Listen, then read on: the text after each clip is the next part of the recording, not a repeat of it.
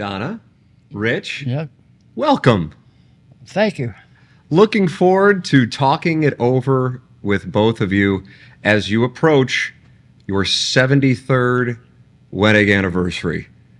Does it, when I say 73 years, Donna, what are you going, oh my goodness, I can't believe it? Exactly. Well, let's start at the very beginning and let's tell the story from the beginning. Donna, born on January 20th, 1933. What can you tell me about your mom and your dad and your memories of your childhood? All right. Where do I begin? Dad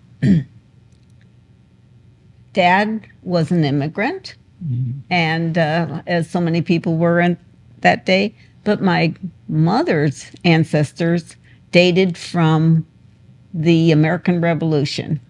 Oh my goodness. Yes. They came over as indentured servants, two brothers, and one served in the Revolutionary War, and while the other, which was the custom at the time, stayed back and took care of both families. And when the war was over and he survived, they were granted land. They were granted land and their freedom. So that's where my mom's people started in this country. My father came here with his parents post the Mexican Revolution and established here in the United States. I have some pictures of your father, is this correct?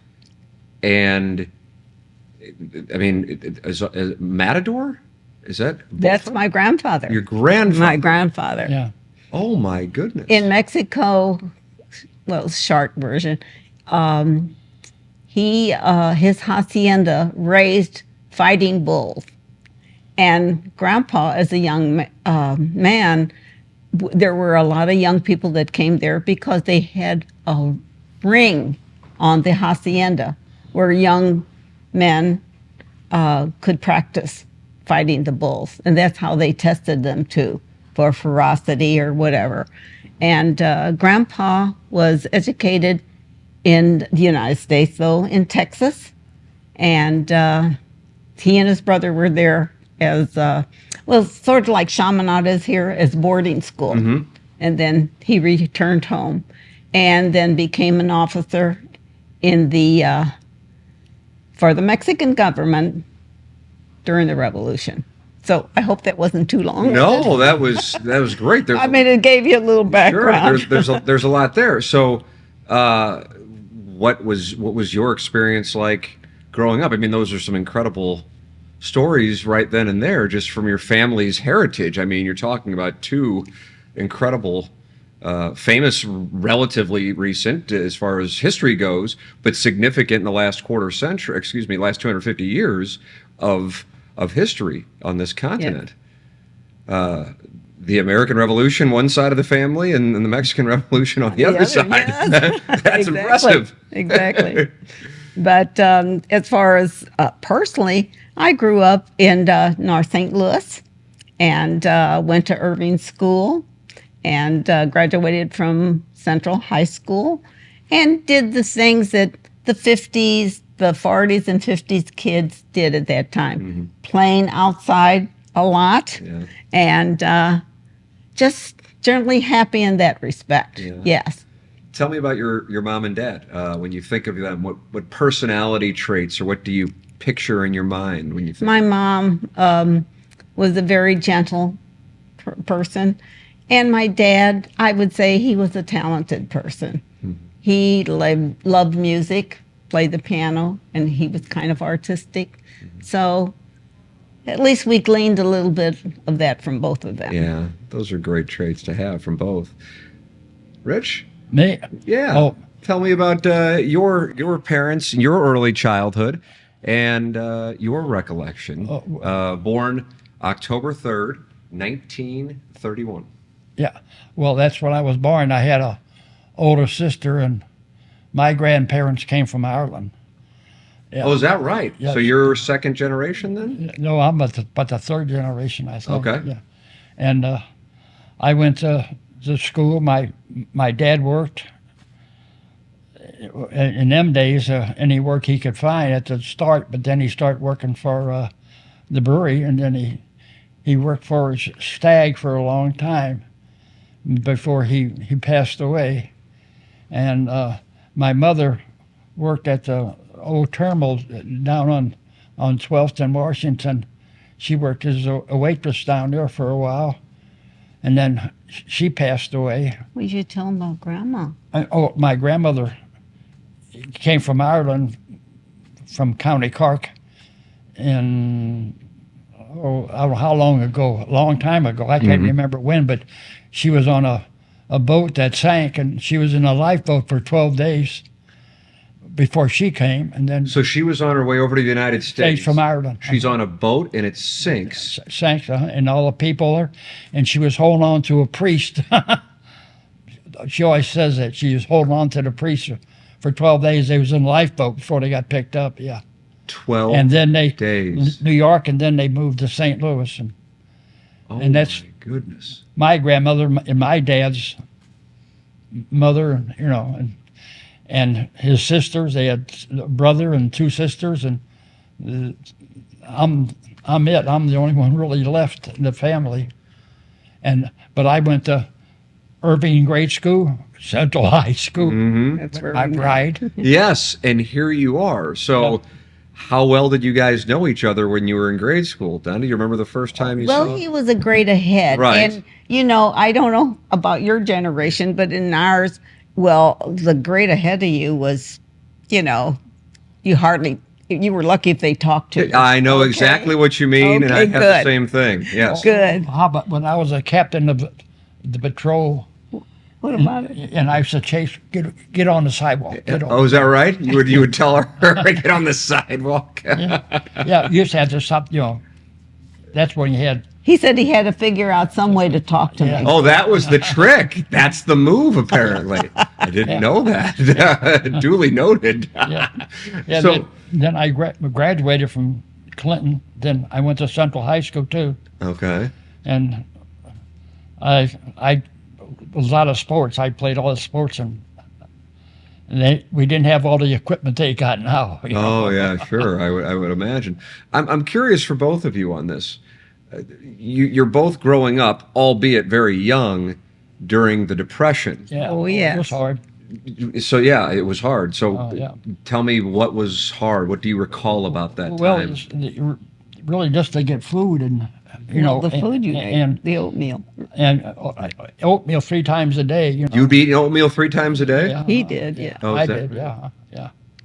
And my dad was any kind of work they could find, they would do. Mhm. Even me, I used to sell papers. And then when I was growing up, when I was in high school, I worked. I was an usher at Old Sportsman's Park. I ushered 46 World Series, So you were there for the 1946 World Series. and I got number one. They gave ushers badges with numbers on them, and they were in a big box. You had to reach in and just take one and pin it on.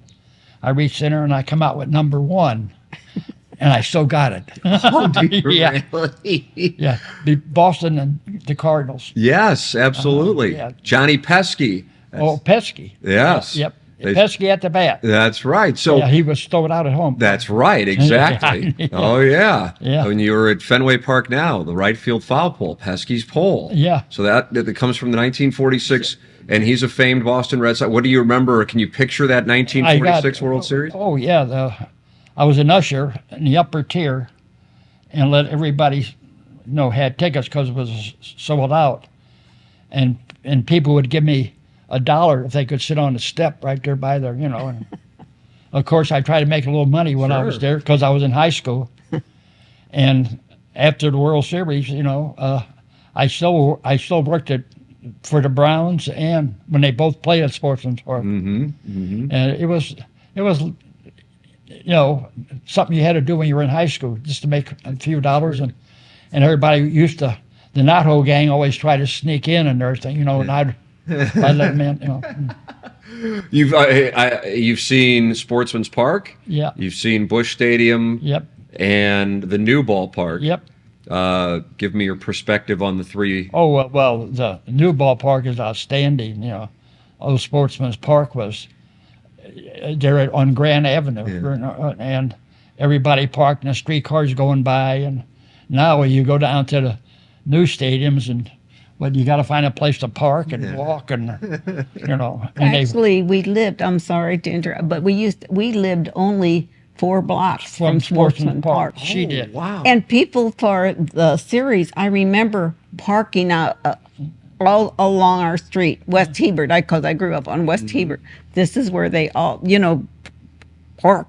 People didn't. There wasn't a lot of automobiles then. You have to understand, but everybody took the streetcar and buses. So I mean, during the series, boy, that. It was always packed. In front of our house, there was always a bunch of cars parked. Oh, wow. They were parking just like in the neighborhood. Yeah. We're going to the World Series. 4 blocks away. Yeah, 4 blocks. Do you recall when it was St. Louis versus St. Louis? Oh, yeah. Yeah, the Browns. Browns and Cardinals? Oh, yeah. Yeah? I ushered a lot of games, but I still got that. And everybody looks at it, even my sons and grandsons, and #1 World Series. Yeah. 46 World Series. How about that? Yeah, Ina Slaughter, Yeah. Sam Musial, Marty Marion, Jack Jakuki. Oh, yeah. That's awesome. Yeah. And you can That's a still good picture story. seeing the Red Sox there and seeing the Cardinals playing them. That's incredible. I'm curious. You guys were born in the early 1930s, so I would imagine you have a recollection of Pearl Harbor. Oh, yeah. Yes. Donna, let me start with you. What do you... Because, of course, now, if something like that were to happen, our phones would light up and we would know within seconds. Different kind of circumstances when we go back, 90 plus years. So what is your... My memory, because I was just a little girl then, I used to hang out we had a long front yard and a fence. And then there was a terrace coming up to our fence. So I used to, as a little girl, I used to hang over the fence and say hello to anybody that was passing by. So people got to see, oh, hello, little girl. So the one time this young man was passing by and I said, hello. And he says, well, hello, little girl. And then he walked a few paces and he said, how old are you? I think I'm 5 or 6. And he said, oh. He says, well, you're a cute little girl. I said, oh, thank you. And he said, is your mom home, grandma? Now today people would say, uh-oh. Yeah, exactly. Then I said, yeah. And I says, come on up. So he did. And we went in and he talked to my mom. He was a photographer for, I think it was the Globe at the time. The St. Louis Globe Democrat. Yeah. And so he was a photographer and he said he was doing a series on the Sunday. It used to be called the Road to Gravure then. And wanted to know if I would be able to model for him. So long story short, he just lived across the street. So he had my mom bring me about once a week and he took photographs. And so he did a whole series, which was really nice. And so we got to know him and his family and everything, and it was really nice. Well, then as time went by, I grew up a little older, but then one day his mother came over and knocked on the door and said she was crying. And so my mom and grandmother said, oh, when she says that he was killed. He was killed at Pearl Harbor. He had died at Pearl Harbor. And I said that was a bittersweet time. Oh my goodness. So Yeah. he was serving? So He was in the military and he was at Pearl well, Harbor? evidently he went into the military and he was an officer. In fact, he had sent a picture to his mom and she had given us a picture.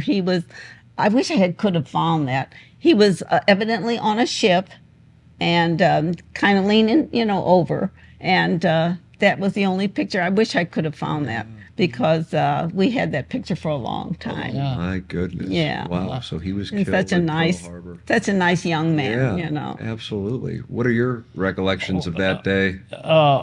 It was on a Sunday, I think, in a newspaper, and I was selling pears at the time. And it was kind of a busy day. But then my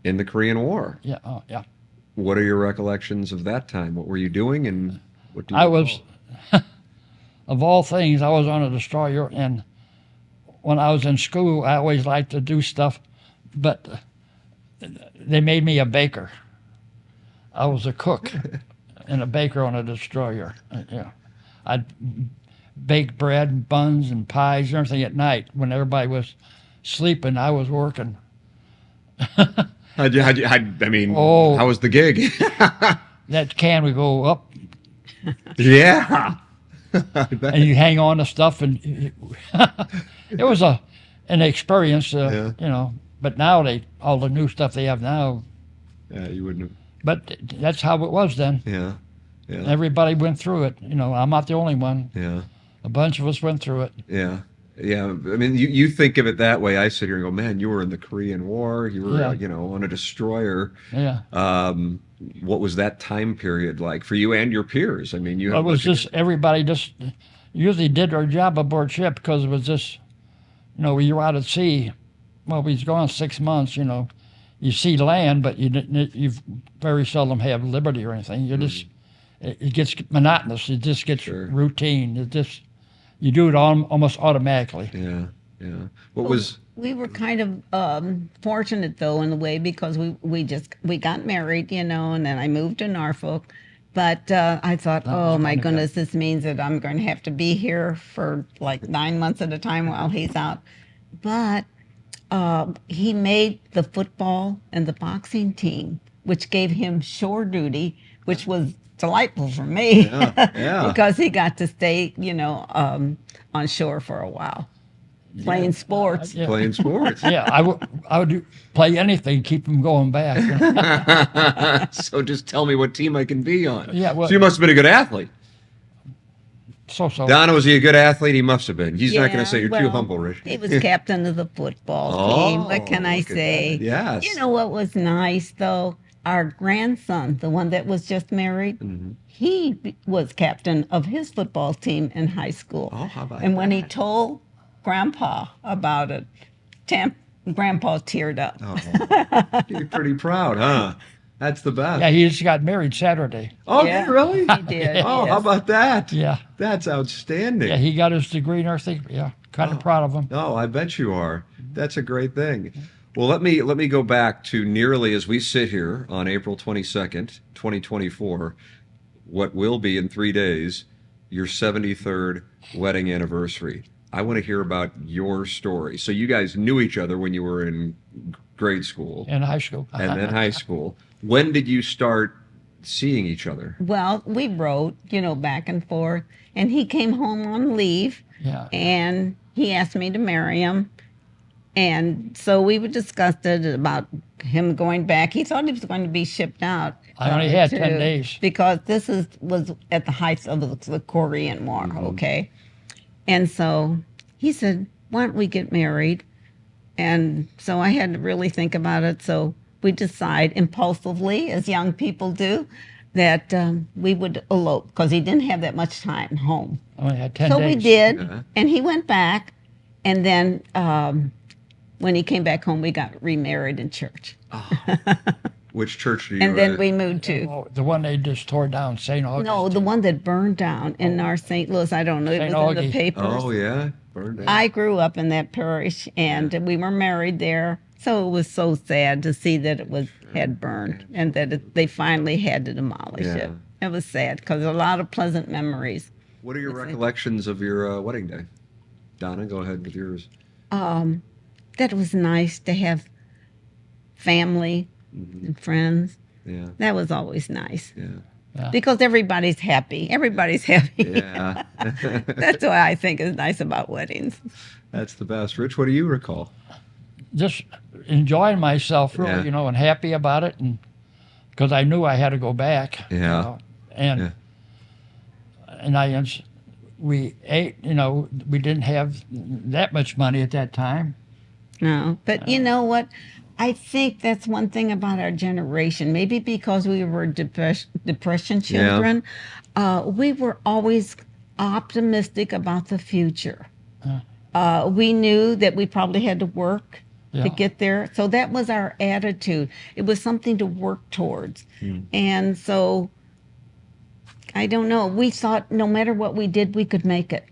And it was just an attitude that kind of carried us through. Yeah. Yeah, we didn't have an easy life. Well, We're a here. lot in our generation didn't. Yeah. You know, we You- were, you like I worked said, we everything. just evolved out of the Depression and the World War. And but there was a and lot of Korea. opportunities though after the war was over, and I think we were part of that generation. So, do you think that what you experienced, I mean, especially being born in the early 1930s, shapes how you view life going forward because you experienced the Depression, World War II, Oh yes, Korea? It does. Oh, yes. Yeah. very much so, very Yeah. much so. Yes. So I can recall my dad saying that, you know, he was raised to be super conservative with money because his mom experienced the Depression. Oh yes. With two siblings. Oh yeah. Did you guys have some of that, you know, not necessarily yourselves, but your parents had to experience it while raising kids? Does that carry on? Well, I think we appreciated the value of money and what it could purchase. But then we tried to get our priorities straight there too. What was important Yeah. and Yeah. what was important. And family, that was important to us. That was important to us. So you get married, and now, Rich, you're going to have children, Yeah. and you did. Tell me about becoming a father. Well, my first daughter was born when I was in service, and then when we came home, and then we had a second daughter, and we had a third daughter, and then we had my first son. I went bananas, you know. I was Finally very a happy. boy after a Finally a girl. boy. And I had a newspaper. It showed, you know, me saying it's a boy, it's a boy. And when I told her in the hospital, she didn't believe me. I said, "We got a son, Mom." She said, "You're lying." You were really pulling for a boy. Oh yeah. Yeah, yeah, yeah. You got it. And then I had another son. Yeah. Then we had Sean. Yeah. So tell me, Donna, what was important to you in instilling in your kids as a mom? What was the mindset of these values are important? What did you try to teach your kids? Well, maybe it's summed up with the thing that I wrote a little, you know, the little note I wrote to them after they graduated from college. And sometimes when they were married, I always said, be true to yourself and always conduct yourself with honor. And we meant that. Yeah. We meant it. Yeah. Those are important words. Very powerful. What was important for you, Rich, That with they your kids? took care of themselves and their family Yeah. and try to make the best living they could Yeah. to take care of their family. Yeah, yeah, that's what it's all about. Family certainly very important to you. Tell me about your 5 children, if you would. Oh, well, the oldest was pretty little redhead, and but we lost her a couple years ago. Yeah. And then there was our middle daughter. That Kiki, Who, Karen. They're all so different. Yeah. They're all so very different. For having the same parents, they are. But they're all very special. Yeah. And finally, I said one thing that was important to us, that they be good human beings. And they are. Yeah. They are. We're very proud of them. That's what makes you most proud. Like Richie's our oldest son. Mm-hmm. And then Sean and all our kids did take care of themselves real good and our families I love it because they're always there for each other and for us. Yeah. and for us. Yeah, you know, Oh, they take care of us. the relationship the siblings have means a great deal to you. Yes. Does Oh, it not? yes. Oh, yes. And when you think about that, that's very powerful. So as parents, that has to make you proud because you know Yes. they will be there Oh, yes. yeah. for a long time. Yes. And passing along those values that you guys raised them with. Oh, they come over to the house, at least once a week. They'll call, make sure we're okay. Yeah. All of a sudden they'll come, and Kiki, well, that's her nickname, Karen, our daughter, she brought over 2 pies last night. Oh, yeah, is that right? Little things like that. Yeah, well, those are Some great food. things to have. I want to get perspective on this. I'm sure a lot of people would like to hear the answer to this. How do you make it 73 years with your husband, with your wife? What would your advice be for your family who will watch this, for anybody else who would watch this? You know, when you're first married, your best friends. Try to retain being best friends through everything. And then you can handle anything. That's a good one there. Yeah, we always, anything comes up between her and I or the kids and everything, we always get together and talk it out and make sure everybody's on the same level. Yeah.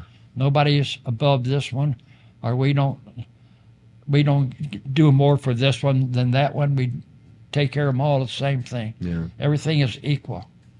So that And we expect them to communication. do the same thing. So the communication Right. is of the Oh utmost yeah, importance. they all call. Like now we get around pretty good, don't we? We still get around pretty good, but the kids always are calling and say, "What do you need? Do you need anything?" And they'll go to the store for us or whatever we need. Yeah, that's the best. And we're still lucky to be here. Sure, absolutely. I'm curious. I like to get the perspective of people on what they have seen in their lives with regard to things that have changed the most, both for the good and the bad. Donna, let's start with you. Years ago, I think children had more freedom. And, they could wander, or you could walk around the block and not worry. I mean, our parents didn't have to worry about us. There was a freedom, I think, that my generation knew that modern children don't. And just the way they play, there's more freedom to play and do things, where kids are so preoccupied with their cell phones now. They don't have time, it seems, to communicate as much. Yeah. And I think that's kind of a loss, Yeah. The good thing, I think, in now is that there's an improvement in medical science. I think there's more things curable now that wasn't in our generation. Children and people used to die really from things that now they can cure. And I think that's a good thing. Yeah. That's a good thing. Rich, what's your opinion? I think there's a lot of, like, they invented the telephone, then the TVs, everybody on a TV, but them telephones, them ones now, every time you go any place, you drive in a car, somebody's, I'm not talking on the phone. And that just drives me bananas. Yeah. If you're going to talk to me, fine, I'm here. Yeah. Talk to me on the phone, and the difference in the cars, new cars, old cars, like Everything our electronic. first car was a 48 Pontiac Yeah. Club Coupe. That was our first car I bought. And now everything, even the food, frozen food, Yeah. you go buy a turkey dinner or something, you go into a grocery store, all pizzas lined up there, and Yeah. all kind of milk, and before you had to reach down and get the milk out. Right. Yeah. The modern things, which is good, airplanes, Mm-hmm. Yeah.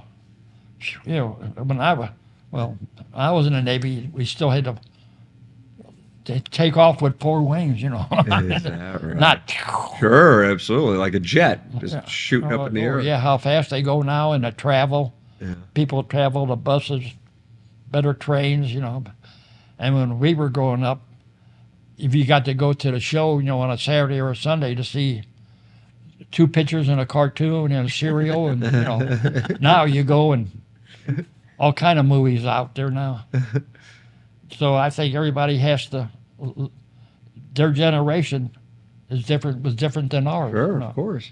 So the ones now, later on, like even when you get older, even yourself, it's going to change. Something's going to change. Sure. It always does. Significantly. It always does. What do you think has been the biggest change? I think the televisions and that. Television? Yeah. Yeah. And them phones. Yeah. I just think, before you used to have to dial, Yeah. Oh, sure. Absolutely. The smartphones. Yeah, the Yeah. smartphone. Yeah, hello, that, I yeah, think, hang is up the a biggest quarter, 10 cents, All right. Do you guys have them? Smartphones? Oh, yeah. Oh yeah. Yes. Yeah. Did you say that somewhat but- reluctantly? Yeah, like they'll take a picture on it and then send it to you. Yeah. That's great. Now that part of it, I You think enjoy is that. You great. can see the grandchildren, right? You had to take a camera and take pictures. Oh, here's the wedding. Oh, here. Now they got pictures like our grandson got married Saturday. Every one of them's got a phone. They must have 100 pictures on there, and they keep showing it to us. Look at, here's you and mom. That's the good you part dancing of them. when we were dancing. Yeah, that's the nice Yeah, they part. said everybody been married over so many years. Before we used to go out there, and everybody would be off, but we would still be out You'd there. still be going, yeah. But this wedding, they said, Rich and Donna Graham married 70. They're going to do the dance. So we come up, dance. And we were dancing with our grandson and his wife. It was nice. Oh, that's awesome. How great is that? Donna, what do you think has been the biggest change? He was saying television and the phones. What do you think is I think the biggest change? television, phones, and young people's attitude. Young people's attitudes. In what way? I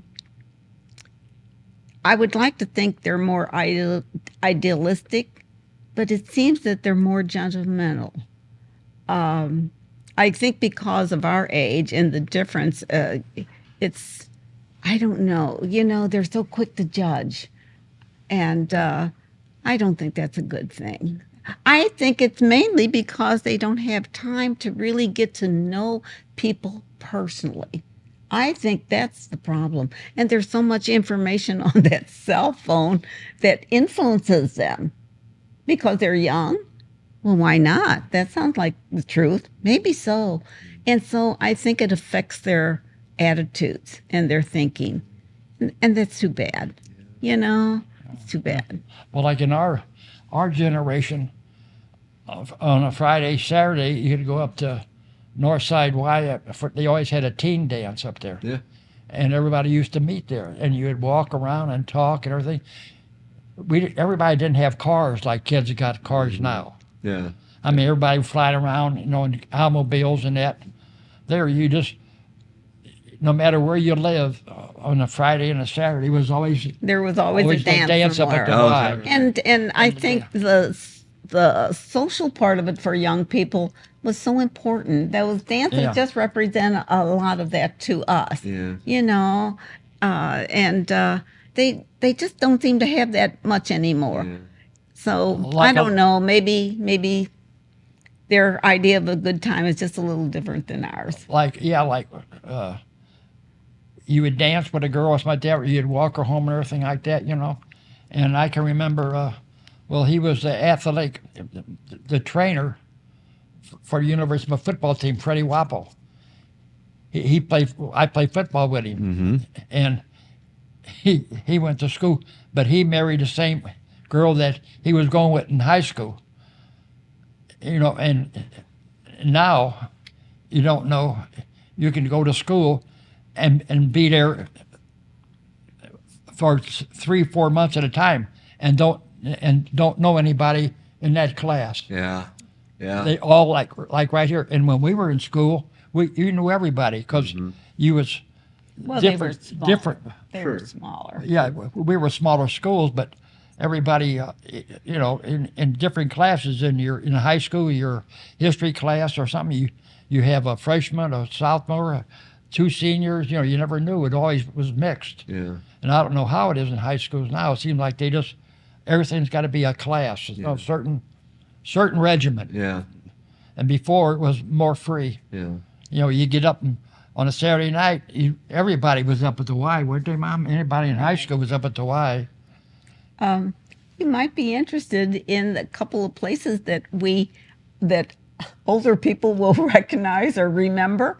They're landmarks, you know. And I used to work at Crown Ice Cream Parlor, which is I call it Crown Candy, right? right, That's Crown what it is. Candy, Yeah. exactly. Yes. That's where we And live. I said I worked there while I was in high school.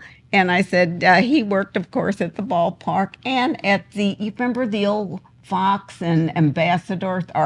the Fox. Are you still too young I for might that? be too young. I might be too The young. movies, well, there was all the Lowest State and the Ambassador and the Fox. These are all movie houses I was a down on Grand usher. Avenue, and he used to usher there. I was I usher at the mentioned Ambassador. that because that's how far back we went.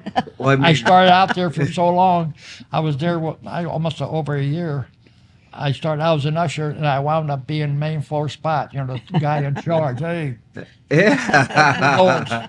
yeah. You yeah. were calling the shots by And the end. but everybody in high school would say, "Rich will be by the back door. Come and unlock it so we can sneak in." So we can get in for free. Oh yeah.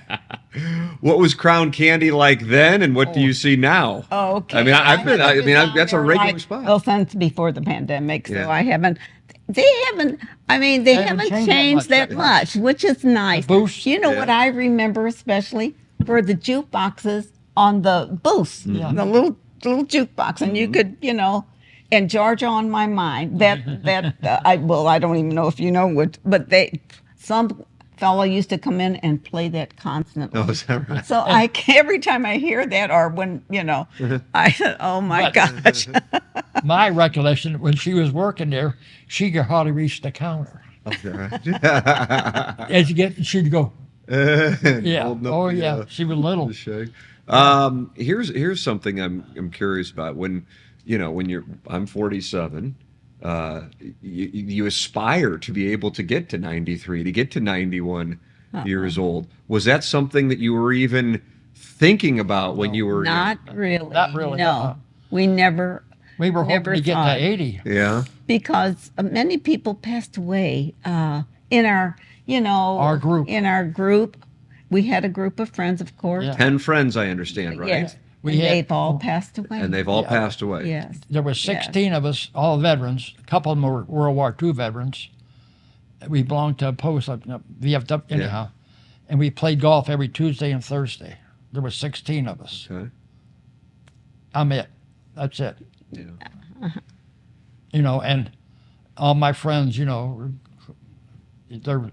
gone, But we get out when we can. I still belong to the post and everything. We still go to post meeting.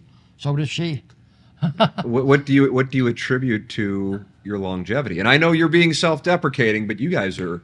I mean, you're thank you. You're sharp. What You'll see me at home. well, you're firing on all cylinders here today. Yeah, I'm looking for stuff. Where's that at, Mom? Where's that, Mom? She'll say, "Where's my glasses?" What do you attribute to your longevity? Again, being each other's best friend. Yeah. It's good for the mind and good for the heart, and good for the That's soul. what I mean. There's always that mutual support there, and trying to be healthy, live healthy lives. I mean, as far as eating and things like that. Yeah, she makes you sure know. I get my vegetables and And- everything. And I think friends Yeah. and laughter, really. Yeah. I love to laugh. I really do. Ask him. Thinks I'm silly, but I think I think that's a tonic all by itself. That's a great answer. Yeah, laughter. It's like I love. Yeah, we try to enjoy everything. yeah. Our house, the kids, they come over. And when they do, the Our fact that grandkids. I hear them teasing each other and laughing, that's music to my ears. Yeah. That's what I like The best. best. Our great grandkids and great grandkids come over. You come to our house, we got toys all over. Yeah. That's part of the deal, Yeah, isn't it? yeah. Get the toys out. We're really grateful Yeah. for that we've lived to see our great grands, some of our great grands. We're really grateful there. But I think a lot of it is through God's grace. I really do. We go to mass every Sunday. Yeah. So faith is a very important part of your yeah. lives. Oh, yeah. Yeah. Oh, yeah. Yeah. Final question for you. I'll start with you, Donna. What advice would you give? Or what would you want to say to your children, grandchildren, great-grandchildren, some children who aren't even around right now who will listen to this, watch this someday? What do you know now about living a happy and successful life that you didn't know when you were 20?